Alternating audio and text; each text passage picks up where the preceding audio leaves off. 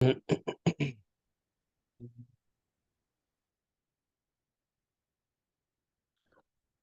الحمد لله نحمده ونستعينه ونستغفره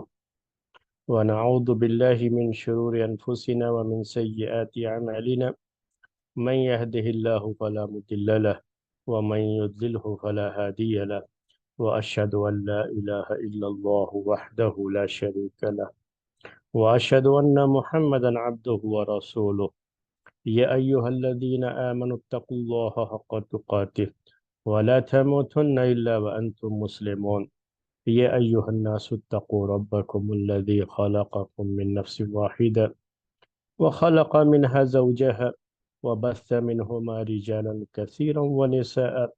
واتقوا الله الذي تساءلون به والأرحام، إن الله كان عليكم رقيبا. يا أيها الذين آمنوا اتقوا الله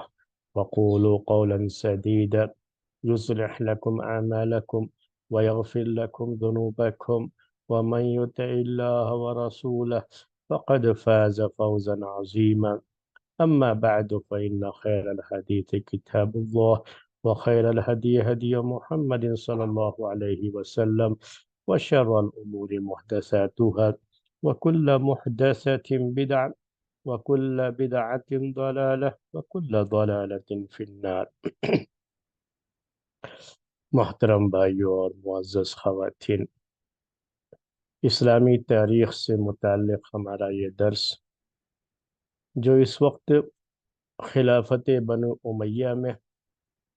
سلیمان بن عبد الملک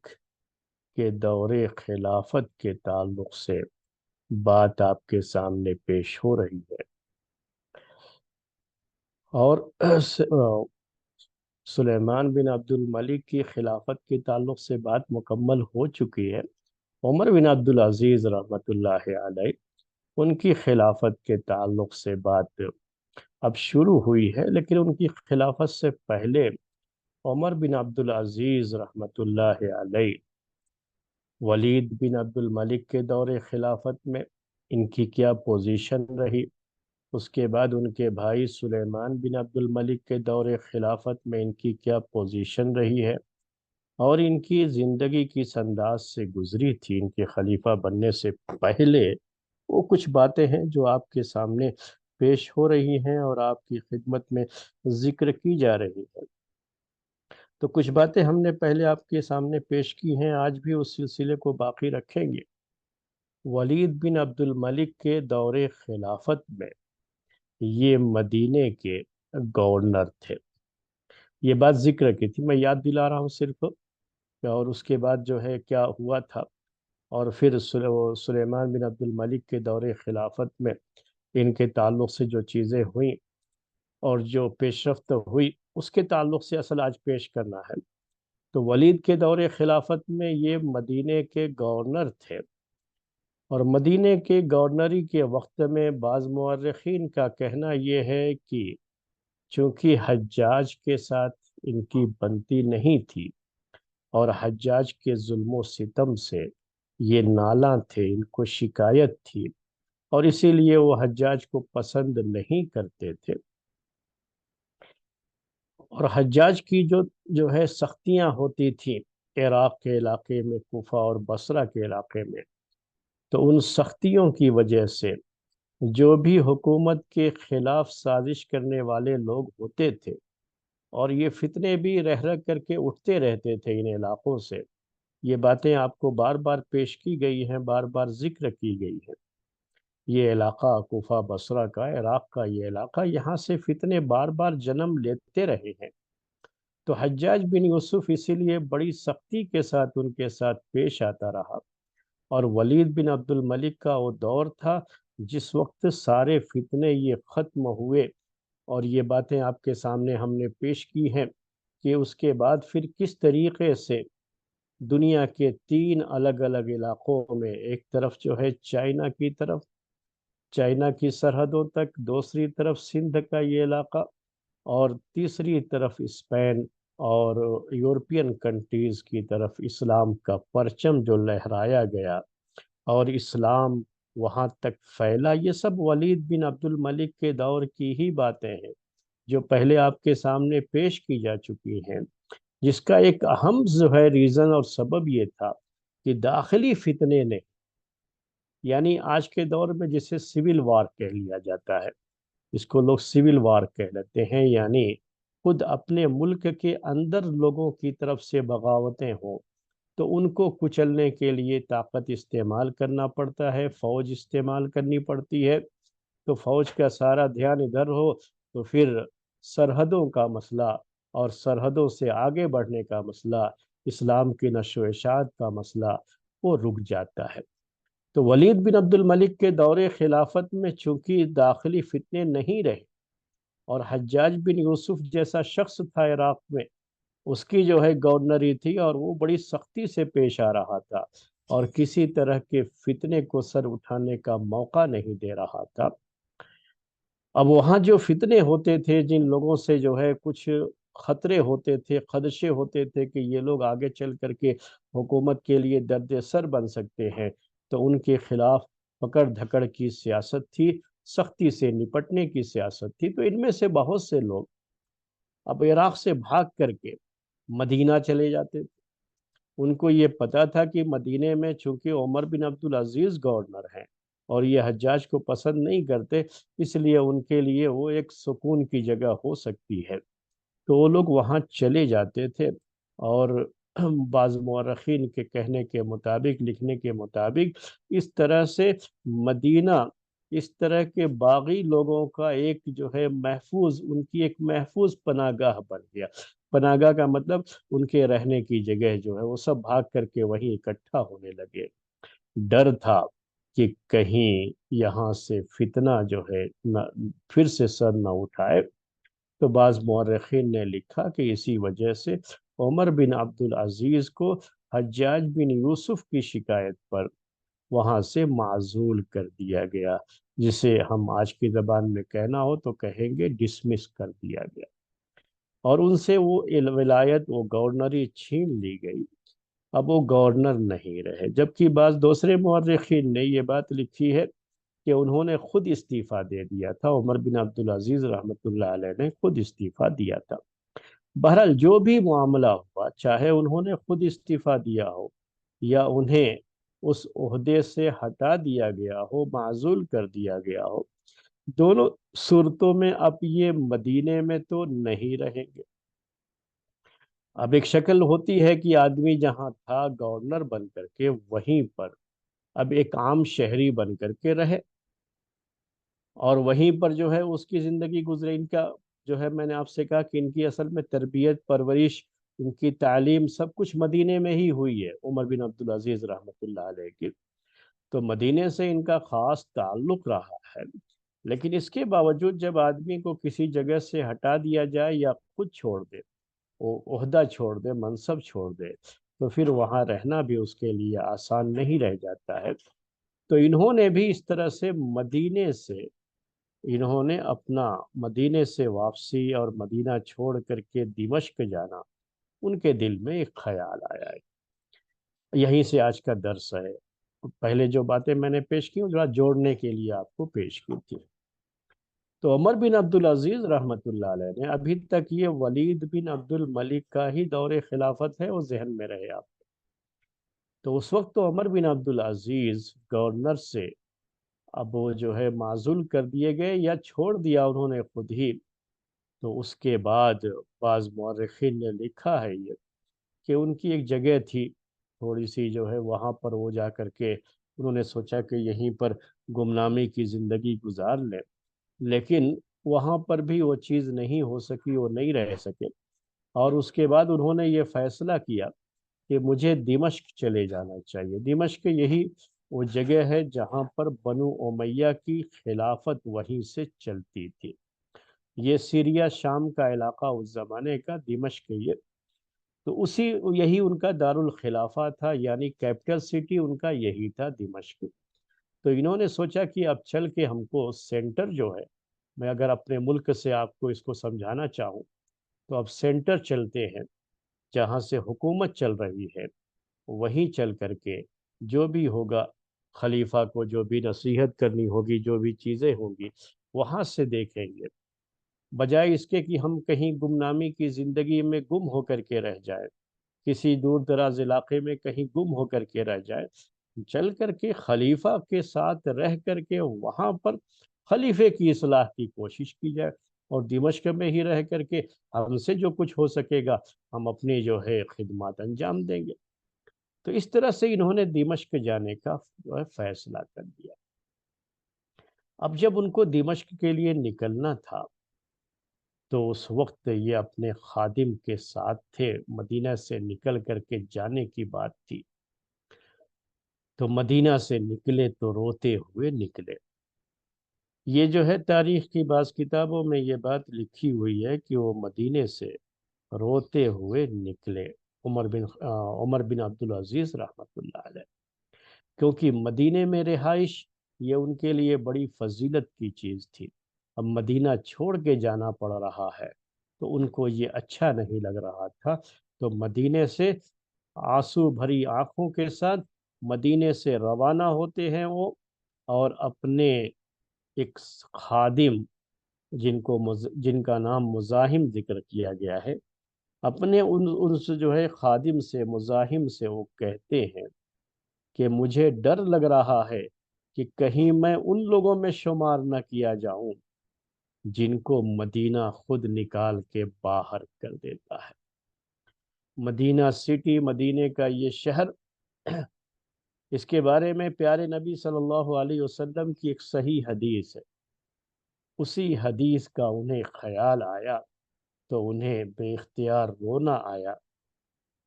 وہ حدیث کیا تھی کہ ان المدینۃ کالکیر، صحیح حدیث ہے یہ۔ اللہ کے رسول صلی اللہ علیہ وسلم نے ایک مرتبہ یہ بات کہی تھی کہ ان المدینۃ کالکیر، مدینہ کی مثال، اس شہر کی مثال ایسی ہے جیسے لوہار کی بھٹی ہوتی ہے۔ لوہار کی بھٹی آپ نے پہلے شاید کبھی دیکھی ہو، اپنے بچپن میں ہو سکتا ہے کہیں دیہاتوں وغیرہ میں آپ کو لوہار کی بھٹی دیکھنے کا اتفاق ہوا ہو۔ آج کے دور میں لوہار کی بھٹیاں نظر نہیں آتی ہیں، اب تو ویلڈنگ کا ایسا سسٹم ہو گیا کہ اب ساری چیزیں آپ تو جانتے ہی ہیں کہ گیس کے ذریعے سے ہی ہو جاتی ہیں، لوگ اسی کو استعمال کر لیتے ہیں، کئی کرنٹ استعمال کر لیتے ہیں اور اسی سے کام چلاتے ہیں، یہ جو بھی ویلڈنگ کی جو کام ہوتے ہیں اسی سے چلاتے ہیں۔ تو پہلے لوہار لوگ کیا کرتے تھے کہ وہ بھٹی رکھتے تھے جس میں کوئلہ یا لکڑی وہ جلا کر کے رکھتے تھے، بڑی تیز قسم کی وہ آگ ہوتی تھی، اور اس پر وہ لوہے کو رکھ کر کے لوہے کو گرماتے تھے پہلے۔ جب لوہا اس پہ لال ہو جاتا تب لوہے کو وہ مارتے تھے، اس پر جو ہے اس کو جیسا بھی ان کو موڑنا ہے، جس طرح سے اس کو بنانا ہے، کوئی چیز بنانی ہے تو لوہے کو موڑنا بھی پڑتا تھا اور اس کو نرم کرنا پڑتا تھا، وہ ساری چیزیں یہ لوگ آگ کے ذریعے سے کیا کرتے تھے، تو وہی ان کی بھٹی کہلاتی تھی۔ تو وہ کہا کہ جو ہے مدینہ شہر کی مثال جو ہے نا لوہار کی بھٹی کی طرح ہے، اگر کہیں لوہے میں زنگ لگا ہوا ہو، زنگ جو لگ جاتا ہے لوہے میں آپ دیکھتے ہیں اور یہ آہستہ آہستہ لوہے کو کھا جاتا ہے زنگ،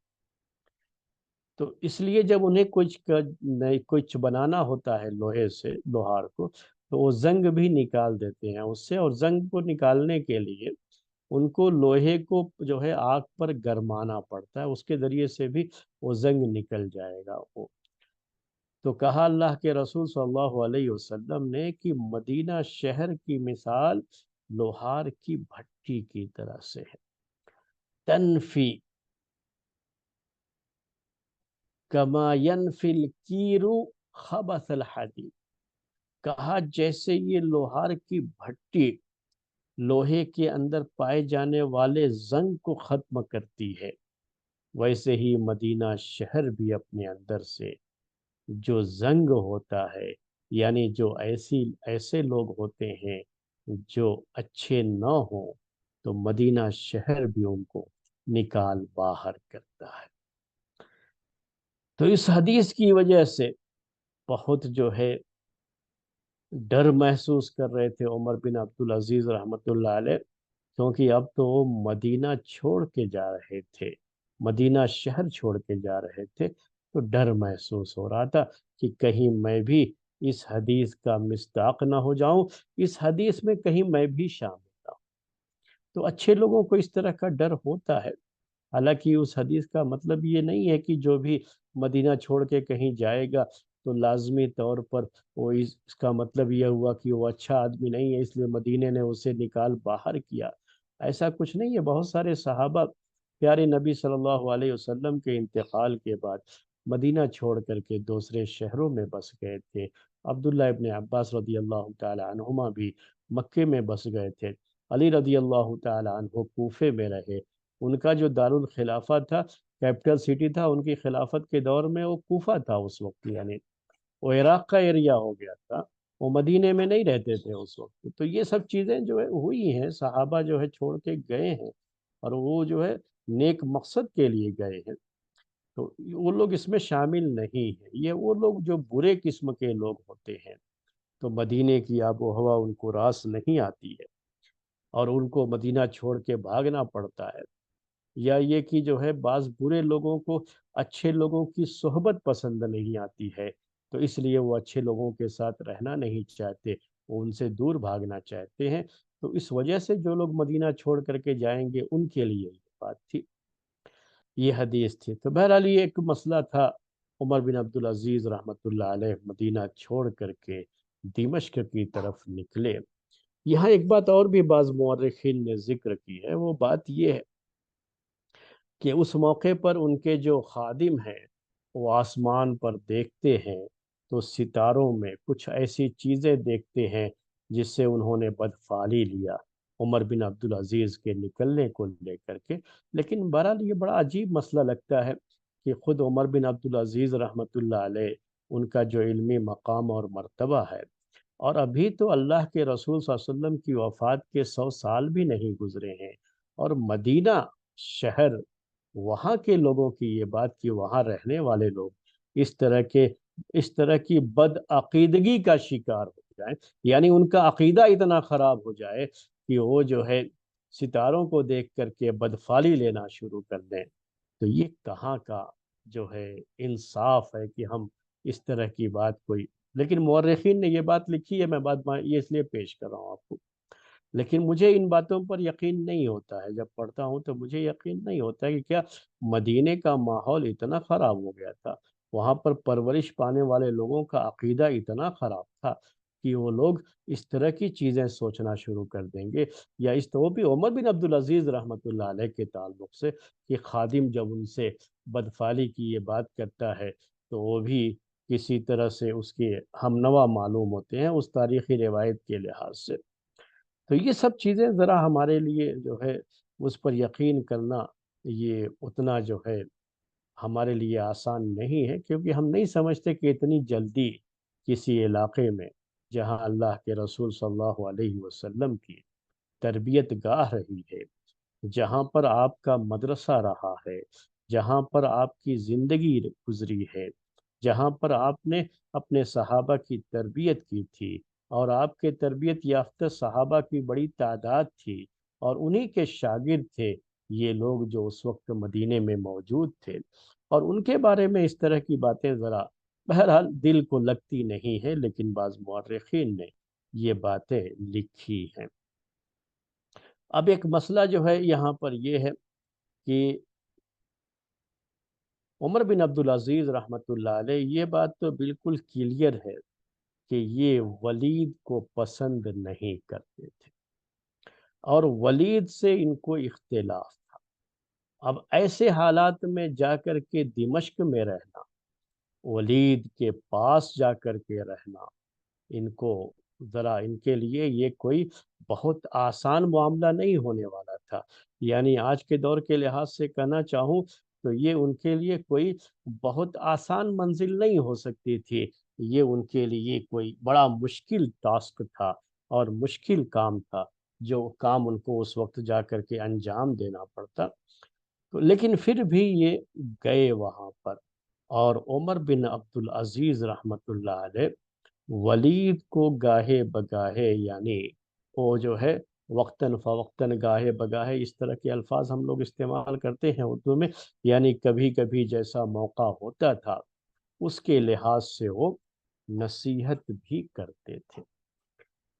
تو انہوں نے خاص طریقے سے ولید کی جو ہے اس جانب توجہ مبذول کرائی، یعنی ولید سے اس کی طرف جو ہے ان کے جو ہے توجہ، کہ آپ کے جو امراء ہیں، جو گورنر ہیں، جو مختلف علاقوں میں ہیں، ان کو جو آپ نے اختیارات دے رکھے ہیں، آپ اس کو محدود کیجئے، لمٹ اس کی جو ہے بنا دیجئے، اور یہ آپ جو ہے حکم دے دیجئے کہ آپ کا کوئی بھی گورنر اپنے یہاں کسی بھی آدمی کے تعلق سے قتل کا فیصلہ خود نہ کرے، جب تک کہ وہ اگر کوئی شکایت ہے تو وہ آپ کے پاس لکھے، اور جب تک آپ کے پاس سے قتل کرنے کے بارے میں حکم نہ جائے تب تک کوئی گورنر کسی کو قتل نہ کرے۔ اس میں خاص طریقے سے عراق کے جو گورنر تھے حجاج بن یوسف، زیادہ مسئلہ ان کی نگاہ میں انہی کا تھا، عمر بن عبدالعزیز رحمۃ اللہ علیہ کی نگاہ میں، کہ چونکہ یہ بہت سختی سے پیش آتا تھا، اور کسی کے بارے میں کوئی شبہ ہو تو یہ لوگ قتل کرنے کے معاملے میں بڑے شفاق واقع ہوئے تھے۔ یہی تو جو ہے حجاج کے تعلق سے ایک بات تھی جو میں پہلے بھی آپ کے سامنے بیان کر چکا ہوں، کہ حجاج کے معاملے میں ایک معاملہ یہ جو ہے بڑا رہا ہے کہ اس نے لوگوں کو قتل کرنے میں بڑی جلد بازی سے کام لیا ہے، اور یہ سب بھی کام اس نے صرف اور صرف بنو امیہ کی خلافت کی جو ہے کہ استحکام کے لیے، اور بنو امیہ کی خلافت کی خیر خواہی میں، ویل وشنگ میں، اس نے یہ سب جو ہے لوگوں پر ظلم کیا، تو اسی کے لیے ظلم کیا تھا اس نے۔ تو یہ اس کے یہاں چیز تھی۔ تو اب یہ جب اس کو یہ اختیار نہیں رہ جائے گا، اس کے ہاتھ میں یہ چیز نہیں رہ جائے گی کہ وہ کسی کو بھی چاہے تو قتل کی سزا دے، پہلے خلیفہ کو لکھے گا، خلیفہ جب اپنا اس کی طرف سے اپروول مل جائے تو اس کے بعد ہی پھر وہ قتل کی یہ سزا نافذ کرے۔ تو اس طرح کی جو ایک طرح سے کہہ لیجیے، ہم اردو میں محاورے میں کہتے ہیں کہ کیوں بتا ناک میں جو ہے چلے تو گانا مجھے کہا ذرا کلاس سے بھی تو گالو جانے ناک میں الوین ہے نہیں کہتا کی بات جو ہے تھی اس میں کسی حد تک جو ہے، اور یہ کوشش جو ہے کی گئی اس میں عمر بن عبدالعزیز رحمۃ اللہ علیہ کی طرف سے۔ اب اس کے بعد جب یہ چیز ہوئی، یہ مشورہ ہوا، تو ولید، میں جو ہے پہلے بھی کہا ہوں کہ میں نے جو جتنا پڑھا ہے اس کے لحاظ سے ولید مجھے کوئی برا آدمی نہیں لگا ہے خلیفہ ہونے کے لحاظ سے۔ بھئی کچھ کمیاں کچھ خامیاں تو ہر ایک کے اندر ہوتی ہیں، اور جب آدمی خلیفہ ہوتا ہے، کسی عہدے پر ہوتا ہے، تو کچھ نہ کچھ مسائل بھی ہوتے ہیں، کچھ نہ کچھ ان سے غلطیاں بھی ہو جاتی ہیں۔ ہم کلین چیٹ کسی کو نہیں دیتے اس میں، لیکن بظاہر جو ہم نے پڑھا اس کے لحاظ سے تو ہمیں کوئی اس کے اندر ایسی کوئی بہت بڑی برائیاں تو نظر نہیں آتی ہیں ولید بن عبد الملک کے تعلق سے۔ تو اس نے جب مشورہ دیا انہوں نے، تو انہوں نے قبول کر لیا اس کو، کوئی بات نہیں، اچھی بات ہے، اچھا مشورہ ہے تو اچھا مشورہ قبول کر لیا جاتا ہے۔ تو یہ بھی اس کے ولید بن عبد الملک کی اچھائی کو ہی یہ چیز بتا رہی ہے کہ انہوں نے اس مشورے کو قبول کر لیا، اور باقاعدہ جو ہے اپنے یہاں سے یہ آرڈیننس پاس کر کے، آج کے دور میں پاس کرنا کہتے ہیں، ورنہ تو وہ خود ہی جب خلیفہ ہوتا ہے تو خود ہی آرڈیننس لکھوا کر کے بھیج دیتا ہے۔ اس نے بھیج دیا سارے گورنروں کو کہ اب کوئی بھی شخص اپنے یہاں کسی کو قتل نہیں کرے گا، یعنی قتل کرنے کی سزا نہیں دے گا، جب تک کہ اسے خلیفہ کی طرف سے اپروول نہ مل جائے، یعنی کہہ لیجئے کہ خلیفہ جو ہے اس میں اس کی طرف سے موافقت نہ ہو جائے، اور خلیفہ اس کی تائید نہ کرے، پہلے خلیفہ کے پاس لکھنا ہوگا، اور اس کے بعد جب خلیفہ کی موافقت حاصل ہو جائے گی تبھی جا کر کے وہ یہ کام کرے گا۔ تو اس طرح سے بہرحال یہ کام جو ہے ولید بن عبد الملک کے ذریعے سے ہوا،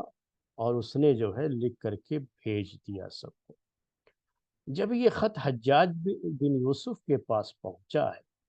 وہ گورنر تھے ولید بن عبد الملک کے، ان کے پاس جب یہ خط پہنچا ہے تو ان کو پورا یقین ہو گیا کہ یہ سب کی سب عمر بن عبدالعزیز کا کیا دھرا ہے۔ یعنی ضرور جو ہے اسی کے جو ہے کہنے پر یہ سب کام انہوں نے کیا ہوگا۔ اس کو یہ یقین تھا کہ یہ خود ولید بن عبد الملک کا نہیں ہو سکتا، اور باقاعدہ اس نے تحقیق کیا کہ کس کے مشورے پر یہ کام ہوا، اور بعد میں یہ یقین بھی ہو گیا اسے کہ عمر بن عبدالعزیز نے ہی ایسا مشورہ دیا ہے، اور اسی کے مشورے پر یہ جو ہے آرڈیننس لوگوں کے پاس بھیجا گیا۔ تب جو ہے انہوں نے ایک کھیل کھیلا حجاج بن یوسف نے، میں آج کی زبان میں یہ باتیں کہہ رہا ہوں، کھیل کھیلا۔ انہوں نے بھی اپنی طرف سے کچھ دکھانا چاہا ولید بن عبد الملک کو کہ ہم جو کچھ بھی کرتے ہیں یہ سب کی سب خلافت کی ہی خیر خواہی میں کرتے ہیں،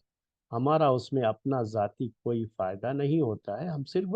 آپ لوگوں کے لیے یہ کر رہے ہیں۔ اور اگر اتنی مہلت دے دی جائے کہ پھر جو ہے پہلے وہاں جائے پھر وہاں جائے پھر وہاں جائے، اور آج کی طرح کا کوئی موبائل سسٹم تو نہیں تھا اس زمانے میں، لکھ کر کے بھیجیں گے وہاں سے، پھر جو ہے وہ مشورہ ہوگا، پھر وہاں سے وہ چیز آئے گی، جیسے آج کل ہمارے اپنے ملک میں ہوتا ہے کہ ایک کوئی مجرم ہوتا ہے تو اس کے جرم کی تعلق سے جو کورٹوں کے اندر جو بھی جو اس کی جو بھی پروسیجرز ہیں یا جو کاروائیاں ہوتی ہیں، تو کبھی انصاف ملتے ملتے جو ہے نسلیں گزر جاتی ہیں، تو اب یہ اس کے بعد کا جو ہے انصاف بھی اگر کسی کو ملے تو بھی جو ہے کہتے ہیں کہ وہ انصاف انصاف نہیں کہلاتا ہے، جو بہت دیر سے ملے یا جو ادھورا انصاف ہو یا سرے سے انصاف ہی نہ ملے۔ تو یہ سب چیزیں جو ہے حجاج بن یوسف نے بہرحال اس چیز کو محسوس کیا، اور اس نے کیا کیا کہ اس کے یہاں جو ایک خارجی شخص تھا، بڑا کٹر قسم کا خارجی، خارجی یہ خوارج سے یہ لفظ ہے، خارجی کہتے ہیں، حروری بھی کہا جاتا تھا اس زمانے میں۔ خوارج یہ لوگ بنو امیہ کے مخالف تھے، یہ لوگ جو ہے علی رضی اللہ تعالی عنہ کے بھی مخالف تھے، اور امیر معاویہ رضی اللہ تعالی عنہ کے بھی مخالف تھے، اور یہ لوگ باقاعدہ معاویہ رضی اللہ تعالیٰ عنہ کو برا بھلا کہتے تھے، علی رضی اللہ تعالیٰ عنہ کو بھی برا بھلا کہتے تھے، یعنی یہ لوگ ایک الگ ہی جماعت تھی ان کی، اور ان کو خوارج کہا جاتا تھا۔ خوارج کا لفظ یہ بار بار سنتے ہوں گے آپ، اسی لیے میں نے وہ لفظ وہی استعمال کیا ہے، تو ان کو خارجی کہا جاتا تھا۔ اور یہ لوگ اس دور میں بھی جب کہیں کوئی موقع ملتا ان کو حکومت کے خلاف اپنی بھڑاس نکالنے کا، تو یہ لوگ اس سے باز نہیں رہتے تھے، ان کی طرف سے فتنے بہت ہوتے تھے۔ تو حجاج بن یوسف کا ایک کارنامہ یہ بھی تھا کہ انہوں نے خوارج کے اس فتنے کو دبایا تھا۔ محلب بن ابی سفرا جو بڑا مشہور فوجی جرنیل تھا، اس نے خاص طریقے سے اس میں بڑا اہم کردار ادا کیا تھا، اس کا بڑا اہم کارنامہ تھا اور بہت ہی اہم رول پلے کیا تھا اس نے۔ تو یہ حجاج بن یوسف اس تعلق سے اس کے یہاں یہ چیز تھی کہ بڑی سختی سے ان کے ساتھ پیش آتا تھا، ان خوارج کے ساتھ بھی اور شیعوں کے ساتھ بھی بڑی سختی سے پیش آتا تھا۔ اور بنو امیہ کی خلافت، پوری خلافت میں یہ دو ایسے محاذ تھے جہاں سے ہمیشہ ان کو پریشانیاں ہوتی تھی، ایک خوارج کی جماعت اور دوسری شیعان علی کی جماعت، تو دونوں طرف سے پریشانیاں یہ بنو امیہ کی خلافت کو ہوتی تھی، اور حجاج بن یوسف، اور زیادہ یہ مسائل یہی ہوتے تھے عراق کے علاقے میں، تو حجاج بن یوسف نے بڑی سختی کے ساتھ ان سے جو ہے نپٹنا شروع کیا تھا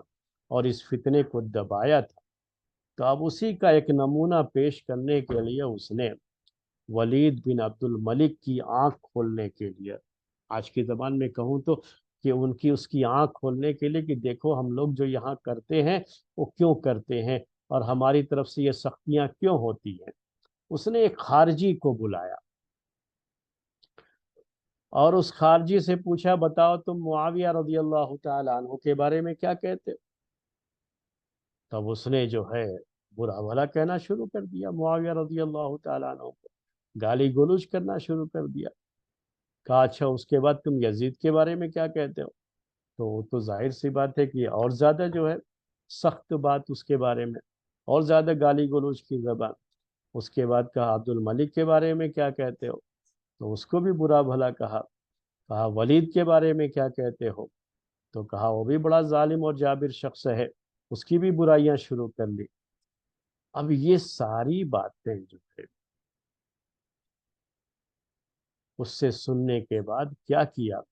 حجاج نے اس آدمی کو جو خارجی تھا ولید کے پاس بھیج دیا. یعنی اس زمانے میں جو بھی سیکورٹی سسٹم رہا ہو اس سسٹم کے ساتھ آدمی بھاگ نہ جائے، کوئی اور چیز نہ ہو، اس کے ساتھ اس کو بھیج دیا عراق سے شام کے علاقے میں، دمشق کے علاقے میں بھیج دیا. اور ساتھ میں ایک خط بھی لکھ دیا کہ آپ خود دیکھ لیجئے کہ کیسے لوگوں سے ہمارا سابقہ پڑتا ہے، ہمارا سامنا ہوتا ہے. میں ایک آدمی بھیج رہا ہوں، آپ خود دیکھ لیجئے اور اس سے آپ پوچھ لیجئے کہ ان لوگوں کے خیالات کیا ہوتے ہیں اور یہ لوگ کیا چاہتے ہیں اور کیوں ہم ان کے اوپر سختیاں کرتے ہیں. تو بہرحال اس طرح سے یہ خارجی ولید بن عبد الملک کے دربار میں پہنچا تو وہاں پر شام کے بڑے بڑے لوگ موجود تھے. یعنی حکومت کے جو بڑے بڑے افسران کہہ لیجیے آج کے دور میں، تو وہ سب موجود تھے.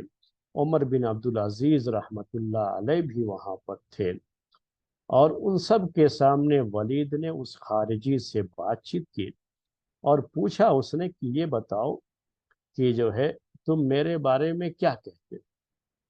اس خارجی سے پوچھا کہ بتاؤ تم میرے بارے میں کیا کہتے ہو، تمہاری کیا رائے. تو خارجی نے کہا تم بڑے ظالم اور جابر.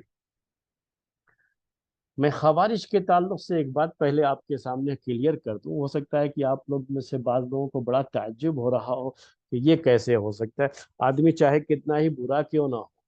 لیکن جب سامنے بات ہوتی ہے تو مصلحت سے کام لے لیتا ہے. کچھ نہ کچھ جو ارے نہیں کچھ نہیں، بس جو ہے آپ کا اپنا ہے، اپنا کام کرتے ہیں، اب میں کیا، مجھے اس سب چیزوں سے کیا لینا دینا ہے. تو گول مول جواب بھی دے دیتا ہے ایسے موقع پر. اپنی جان بچانے کے لیے خاص طریقے سے آدمی جھوٹ بھی کہہ دیتا ہے. دل میں کچھ اور ہو، زبان پر کچھ اور ہو، تو دل میں اگرچہ کی دشمنی ہو لیکن زبان سے تعریفیں بھی شروع کر لے. تو یہ سب چیزیں ہوتی ہیں، آج آپ جو ہے سنتے رہتے ہیں اس طرح کی چیزیں. لیکن خوارج کے اندر یہ چیز نہیں. خوارج کا معاملہ، یہ فرقہ ایسا گزرا ہوا ہے جو ہے اس امت کے اندر کہ یہ لوگ دین کے معاملے میں بڑے سخت رہے اور جھوٹ بولنا یہ ان کا شیوا نہیں تھا. ان کے یہاں نفاق نہیں تھا کہ دل میں کچھ اور ہو، زبان پر کچھ اور ہو. حالانکہ شیعوں کے یہاں بعد میں وہ چیز آئی جس کو وہ لوگ تقیہ کہتے تھے کہ دل میں کچھ اور ہوتا تھا، زبان سے وہ کچھ اور کہتے تھے. اور اس کی وجہ سے لوگوں کو ان سے بڑی پریشانیاں بھی ہوئیں، ان کی زبان پر اگر اعتبار کر لیا. لیکن خوارج کا ایسا معاملہ، خوارج کا تو یہ تھا کہ یہ لوگ جو ہے کسی بھی بڑے گناہ، کوئی بڑا گناہ اگر کوئی کرتا ہے تو کافر ہے. ان کے یہاں ان کا عقیدہ یہ ہے. تو خوارج کے عقیدے کی ایک بڑی بنیاد یہ ہے کہ کوئی بڑا گناہ اگر کوئی کرے تو وہ کافر ہو جائے. اسی لیے لوگ جھوٹ بھی نہیں بولتے، ان کے دل میں جو بات ہے وہی زبان پر ہے. تو اسی لیے اتنی بے باکی کے ساتھ، بے خوفی کے ساتھ وہ ولید کے سامنے یہ باتیں کہہ رہا ہے. اور جب اس سے پوچھا گیا کہ کیا کہتے ہو تو کہا کہ تم بڑے ظالم اور جابر شخص ہو. پھر پوچھا عبد الملک کے بارے میں کیا کہتے ہو، کہا کہ بڑا سرکش اور جابر آدمی تھا وہ بھی. اس کے بعد پوچھا کہ تم یہ بتاؤ کہ امیر معاویہ رضی اللہ تعالیٰ عنہ کے بارے میں کیا کہتے ہو. تو اس کے بارے میں بھی اس نے کہا بڑا ظالم شخص تھا وہ. یعنی ان کو بھی برا بھلا کہنا شروع کیا. وہ بات ان کے یہاں بہت یہ ہے، یعنی بہت عام سی بات ہے یہ کہ خوارج یہ علی رضی اللہ تعالیٰ عنہ کو بھی برا بھلا کہتے تھے اور معاویہ رضی اللہ تعالیٰ عنہ کو بھی برا بھلا کہتے تھے. تو اس نے باقاعدہ صاف صاف جو ہے ذکر کیا ولید کے سامنے بھی. اس کے بعد کیا ہوا، ولید نے حکم دیا کہ بھائی اس کا سر قلم کر دیا جائے، اس کو ختم کرو. یہی فیصلہ جو ہے حجاج بھی کرتا تھا اپنے یہاں. ایسے ہی لوگوں کے تعلق سے وہ یہ فیصلہ کیا کرتا تھا جن کے بارے میں وہ سمجھتا تھا کہ یہ حکومت کے خلاف بغاوت کر سکتے ہیں یا یہ لوگ حکومت کے خلاف ہیں. تب جو ہے اس کو وہ بھی جو ہے قتل کرنے کا ہی حکم دیا کرتا تھا. انہی کے خلاف وہ بہت سختی کیا کرتا تھا. اب جب انہوں نے جو ہے یہ فیصلہ کر کے ولید گئے، اس کے بعد عمر بن عبدالعزیز بھی، تو پوچھا ولید نے عمر بن عبدالعزیز سے کہ بتاؤ اس کے بارے میں تمہاری کیا رائے؟ ہم نے جو یہ فیصلہ کیا کہ اس کو قتل کر دیا جائے، اس سلسلے میں تمہاری کیا رائے؟ تو انہوں نے کہا کہ نہیں نہیں، آپ نے جو اسے قتل کرنے کا فیصلہ کیا، یا دوسرے الفاظ میں آپ نے جو قتل کرنے کا حکم دے دیا اور آپ کے حکم پر اسے قتل کر دیا گیا، یہ ٹھیک فیصلہ نہیں ہے۔ آپ اسے قید میں ڈال دیتے، جیل میں ڈال دیتے، اور اس طرح سے جو ہے وہ جیل میں رہتا، چاہے وہ کافی دنوں تک رہے تو کوئی بات نہیں، لیکن وہ جیل میں رہتا، آپ نے اسے قتل کرنے کا فیصلہ کیوں کر دیا؟ یعنی گویا کہ وہ اس فیصلے پر راضی نہیں تھے۔ تو بہرحال میں یہ کہنا چاہ رہا تھا، ایک مثال پیش کیا میں نے آپ کے سامنے کہ اس طرح سے حجاج بن یوسف نے ولید بن عبد الملک کو قائل کرنے کی کوشش کی کہ ہم جو کام کرتے ہیں یہاں پر ایسے ہی نہیں کرتے، یہ کوئی ظلم نہیں ہوتا، بلکہ چونکہ یہ لوگ حکومت کے خلاف ہوتے ہیں اور حکومت کی خیر خواہی میں ہمیں یہ سب کام کرنا پڑتا ہے۔ اس طرح سے یہ چیزیں جو ہے میرے بھائیوں جو ہے چیزیں جو ہے چلتی رہیں، اور ولید کو وہ جو ہے وقتاً فوقتاً نصیحت بھی کرتے رہے، چیزیں بھی ہوتی رہیں۔ یہ الگ بات ہے کہ ان کی نصیحتوں کا ولید کے اوپر کوئی بہت زیادہ اثر نہیں ہوتا تھا۔ اب اس کے بعد ولید نے جب یہ ارادہ کیا کہ اپنے بیٹے کو ولی عہد بنا دے، جسے آج کل آپ کراؤن پرنس کہتے ہیں، تو یہ اس زمانے میں ہوتا ہی رہتا تھا کہ جو خلیفہ ہوتا تھا وہ اپنے بیٹے کے بارے میں سوچتا تھا اپنے بھائیوں کے مقابلے میں۔ تو اصل پہلے سے ولی عہد کی بیعت ہو چکی ہے سلیمان بن عبد الملک کے، جو کہ بھائی تھا ولید بن عبد الملک کا، لیکن ولید نے چاہا کہ ان کی جگہ پر اپنے بیٹے کو اب کراؤن پرنس بنا دیں، یعنی ان کی وفات کے بعد ان کا بیٹا جو ہے وہ خلیفہ بنے۔ عمر بن عبدالعزیز رحمۃ اللہ علیہ کو یہ چیز معلوم ہوئی، تو انہوں نے ولید کو نصیحت کی اور کہا کہ ہم نے آپ کے بعد سلیمان بن عبد الملک کے خلیفہ ہونے پر بیعت کر رکھی ہے، اس بیعت کو توڑنے کے بجائے اس کو باقی رکھیں اور اپنے بیٹے کے بارے میں نہ سوچیں۔ بہرحال بہت جو ہے سخت بات کہی تھی عمر بن عبدالعزیز نے اس وقت ولید بن عبد الملک کو، اور پھر اس کے بعد وہ بیمار پڑ گیا اور اس کا یہ کام مکمل نہیں ہو پایا، اس کی وفات ہو گئی۔ اس طرح سے وہ اپنے بیٹے کو خلیفہ نہیں بنا پایا اپنے بعد، اور سلیمان بن عبد الملک جیسے کہ اس کے پہلے عبد الملک بن مروان نے جو جو ہے بیعت لے رکھی تھی اپنے دونوں بیٹوں کے لیے، پہلے ولید خلیفہ بنیں گے پھر سلیمان بنیں گے، تو اس کے لحاظ سے سلیمان بن عبد الملک یہ خلیفہ بن گئے۔ جب سلیمان بن عبد الملک خلیفہ بن گئے تو ان کے دور خلافت میں تو عمر بن عبدالعزیز رحمۃ اللہ علیہ ان کے بڑے قریبی رہے، جس کے بارے میں بعض مورخین نے یہ بات لکھی ہے، جنہوں نے لکھی ہے ان میں سے ایک جو ہے نام امام ذہبی رحمۃ اللہ علیہ کا بھی ہے، کہ ان کو قریب کرنے کی ایک بڑی وجہ یہ تھی کہ یہی عمر بن عبدالعزیز انہوں نے ہی ولید بن عبد الملک کو منع کیا تھا کہ وہ اپنے بیٹے کو خلیفہ نہ بنائے، اور سلیمان بن عبد الملک جو ولی عہد ہیں، کراؤن پرنس ہیں، انہی کو اس عہدے پر رہنے دیں، اور ان کی وفات کے بعد، ولید کی وفات کے بعد سلیمان خلیفہ بنے۔ تو اس طرح سے یہ بڑا احسان مانتے تھے سلیمان بن عبد الملک، یہ عمر بن عبدالعزیز کا بڑا احسان یہ مانتے تھے، اور اس لیے ان کو اپنے سے بڑا قریب کر رکھا تھا۔ ایک یہ جو ہے دوسری بعض لوگوں نے وجہ یہ بھی لکھی ہے کہ ولید بن عبد الملک یہ بڑا جو ہے مغرور قسم کا آدمی تھا، یہ دوسروں کی رائے زیادہ نہیں لیتا تھا، اس کے مقابلے میں سلیمان بن عبد الملک دوسروں کی رائے کا احترام کرتا تھا، اور اسی وجہ سے عمر بن عبدالعزیز رحمۃ اللہ علیہ اس کے زیادہ قریب ہوئے۔ بہرحال جو بھی ہے، صحیح بات تو یہی ہے کہ سلیمان بن عبد الملک نے خود عمر بن عبدالعزیز کو اپنے سے کافی قریب کر کے رکھا تھا، اور سلیمان بن عبد الملک کے دور خلافت میں عمر بن عبدالعزیز ایک بڑے اہم مشیر، جسے آج کل آپ ایڈوائزر کہتے ہیں، تو ایک بڑے اہم ایڈوائزر تھے سلیمان بن عبد الملک کے۔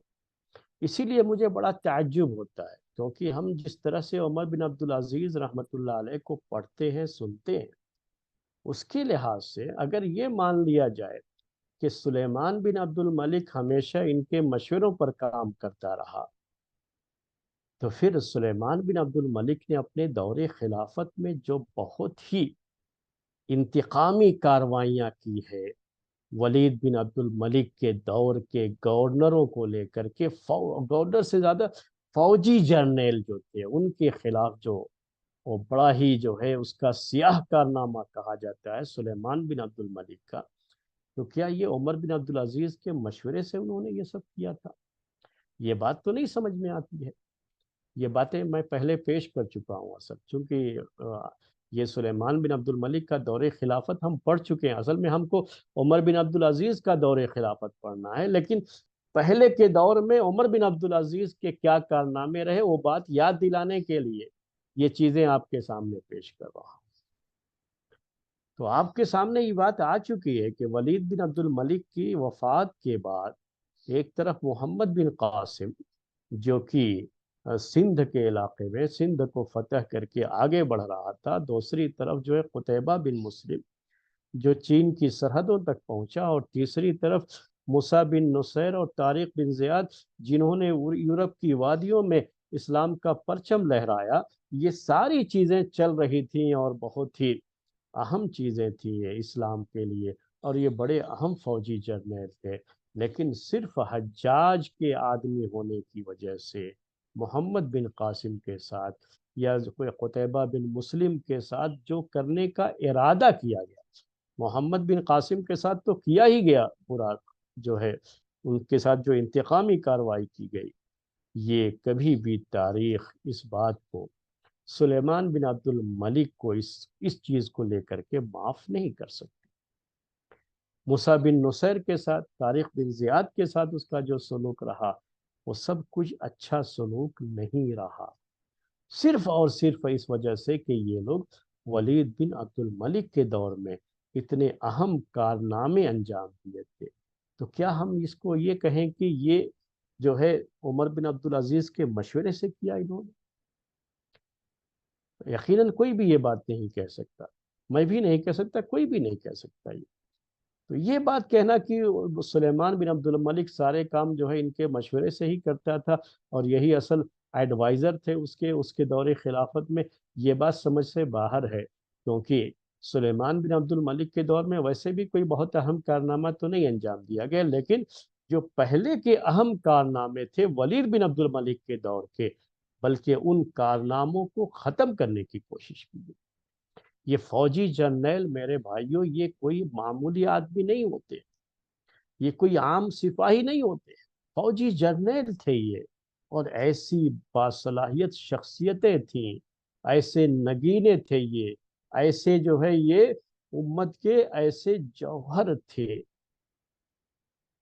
یہ ہیرے تھے یہ، کہ ایسے ہیرے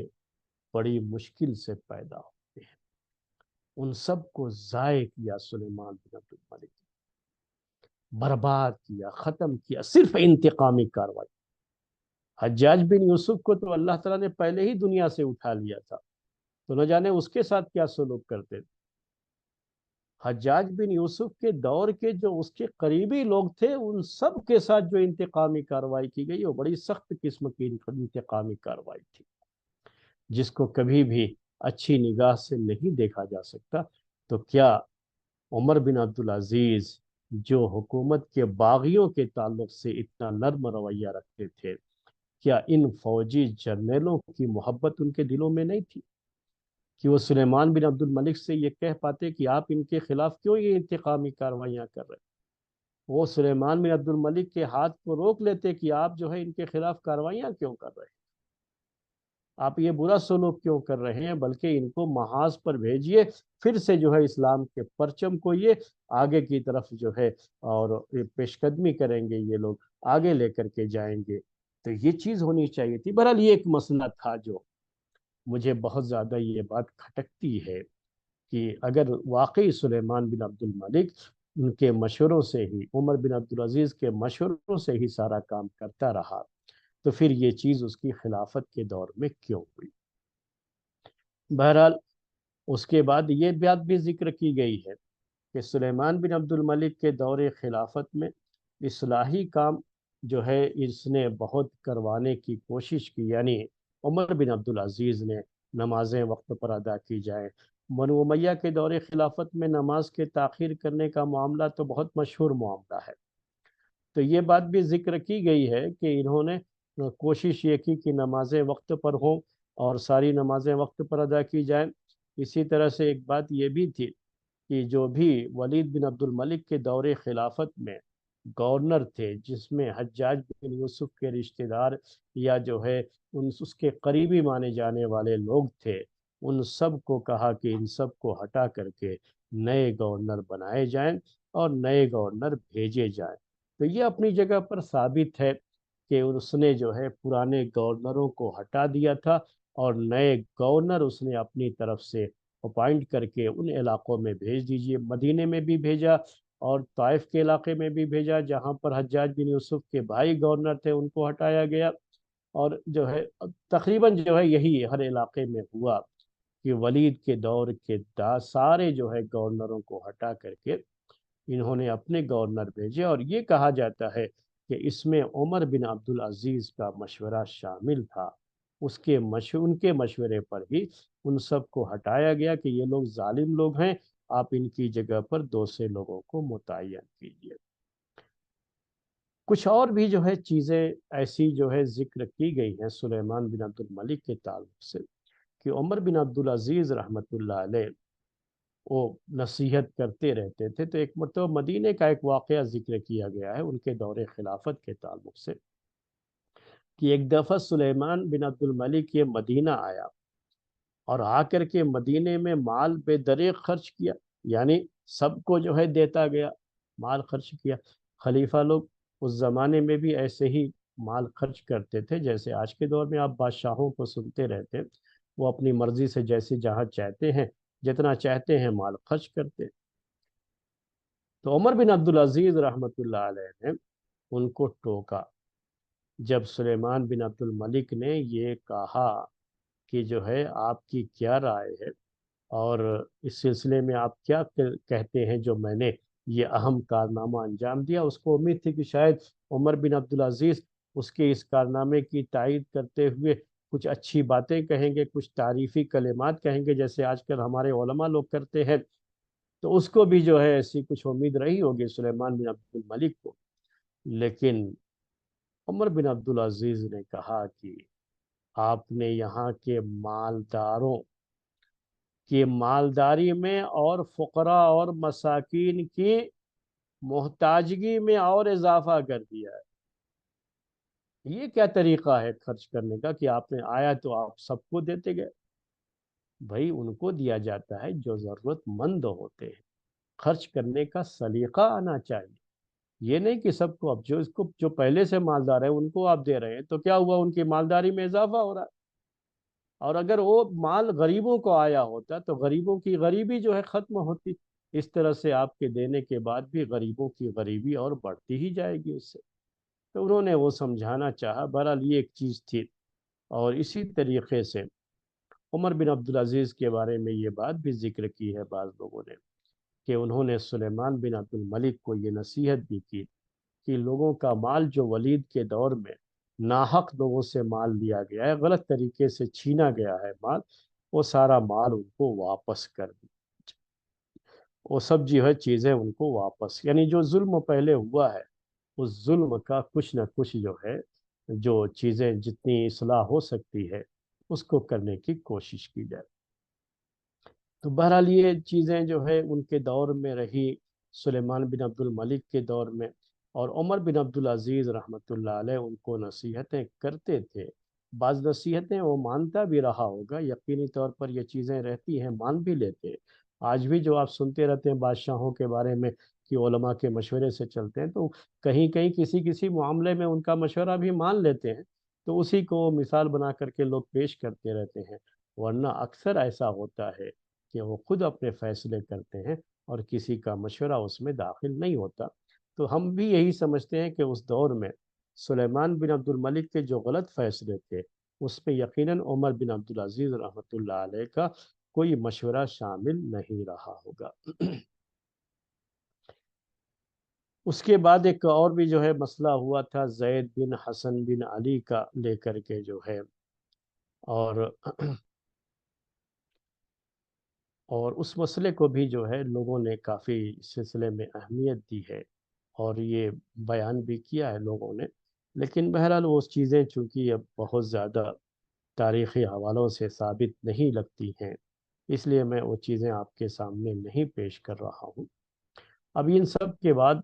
होता ये है आखिर में सुलेमान बिन अब्दुल मलिक के दौरे खिलाफत में, उसका दौरे खिलाफत तो हम पहले पेश कर चुके हैं, हमें उमर बिन अब्दुल अजीज का दौरे खिलाफत पेश करना है अभी, लेकिन ये तमहीद थी उसके बाद सुलेमान बिन अब्दुल मलिक, इसने भी ये चाहा कि अपने बाद अपने बेटों को खलीफा बनाए, अपने बेटों को वली अहद बनाने के बारे में इसने सोचा। अब जब अपने बेटों को वली अहद बनाने के बारे में सोचा तो जो है उस दौर में एक मशहूर हदीसों के रावी और मशहूर आलिम या फ़कीह कह लीजिए, रजा बिन हैवा में कहा जाता है कि उन्होंने कहा आकर के नसीहत की उमर बिन अब्दुल जो है इसको सुलेमान बिन अब्दुल मलिक को। उन्होंने ही इस बात से उसको मना भी किया था कि अपने बेटों को वो खलीफा ना बनाए, अपने बाद वली अहद ना बनाए। उसी के बारे में, उन्हीं के बारे में ये बात आती है। बल्कि उसने अपने जिस बेटे को बनाना चाहा था, तो वो बेटा तो अभी उम्र के लिहाज से भी बहुत छोटा था, तो इन लोगों ने मना किया उसको। जो उस जमाने के बड़े जो है पाए के आलिम समझे जाते थे, उन्होंने हिम्मत करके मना किया उसको, और आखिरकार वो बात जो है मान गया। और अभी वो इसी बारे में था कि क्या करें, उसको कुछ पता नहीं लग रहा था कि करना क्या चाहिए। लेकिन अल्लाह ताला ने आखिर वक्त में उसको एक अच्छी चीज़ ये सुझाई कि जब वो मरजुल मौत में मुब्तला था, तो उसी वक्त रजा बिन हैवा, उन्होंने जा कर के उसकी और नसीहत की कि अगर तुम उम्मत के लिए कुछ अच्छा करके जाना चाहते हो, तो अपने बाद उमर बिन अब्दुल अजीज़ को खलीफा बना दो। ये तुम्हारी एक ऐसी नेकी होगी कि इस नेकी की वजह से तुम्हें क़यामत के दिन अल्लाह ताला के दरबार में सुरखरू होने का एक मौका मिलेगा। तो ये एक बात जो है उसने रजा बिन हैवा ने जा कर के की उसके साथ। उसके दिल में भी ख्याल आया, सुलेमान बिन अब्दुल मलिक के दिल में। लेकिन उसने ये सोचा कि अगर मैं बाकायदा तौर पर उमर बिन अब्दुल अजीज़ का नाम ले लेता हूँ, तो पहले से जो लोग खलीफा बनने की अपनी आस लगाए बैठे हैं, उम्मीद में बैठे हैं, जाहिर सी बात है कि अभी वो इसकी खिलाफ वर्जी भी करेंगे और बात मानने को कोई तैयार नहीं होगा, इतना आसान नहीं। तो उसने बाकायदा जो है कौन खलीफा बनेगा नाम के साथ उसको लिखवा करके, अपने कातिब से लिखवा करके एक लिफाफे में बंद कर दिया, और ये कहा कि जो है इसको मेरे मरने के बाद इसे खोला जाए और लोगों से पहले बैत ली जाए कि जिसका नाम भी इस लिफाफे में है, लोग उसको अपना खलीफा तस्लीम करेंगे, उसकी खिलाफत को मानेंगे। पहले जो है इस पर अहद लिया गया, लोगों से बैत ली गई, और इसकी वफ़ात के बाद जब वो लिफाफा खोला गया, तो उसमें उमर बिन अब्दुल अजीज़ रहमतुल्लाह अलैह का नाम था। सुलेमान बिन अब्दुल मलिक जो 99 हिजरी में उसकी वफ़ात हुई, उमर बिन अब्दुल अजीज़ रहमतुल्लाह अलैह ने उसके जनाजे की नमाज पढ़ाई, और उसके, मैंने आपसे कहा कि उसमें वही जो है नाम था वो जो है इन्हीं का नाम था, उमर बिन अब्दुल अजीज रहमतुल्लाह अलैह का नाम था। इस तरह से वो खलीफा बने थे।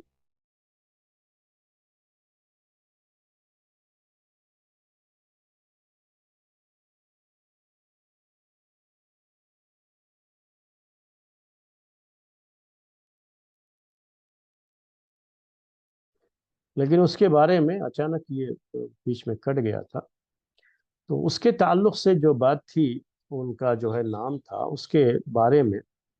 ये थोड़ी सी बात जो अभी मैंने जिक्र किया आपके सामने। तो सुलेमान बिन अब्दुल मलिक के बारे में ये बात है, तारीख की किताबों में जिक्र है कि ये रेशम का लिबास पहन करके जुमे के दिन आया था। तो ये सब चीजें भी वही मैं कह रहा था आपसे कि मुझे बहुत अजीब सा लगता है। रेशम का कपड़ा मर्दों के लिए मना है। अगर उमर बिन अब्दुल अजीज इसके इतने करीबी थे और इतनी बात सुनता था, तो क्या उसको इन सब चीजों से वो मना नहीं करते थे?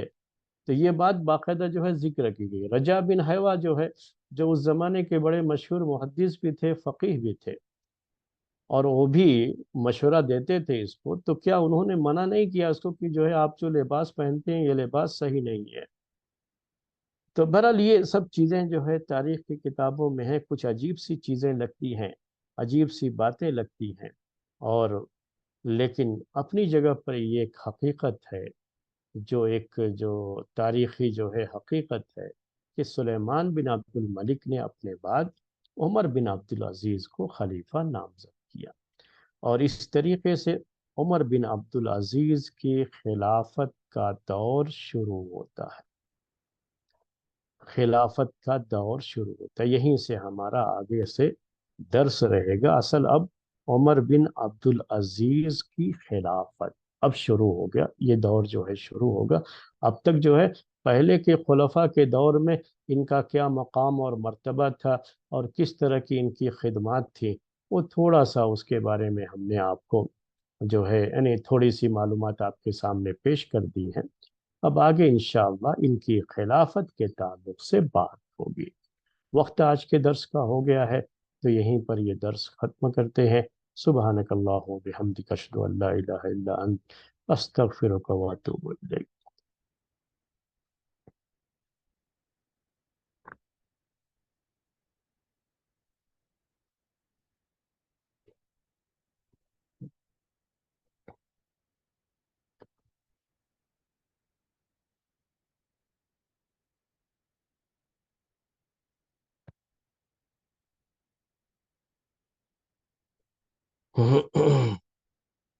हातिम।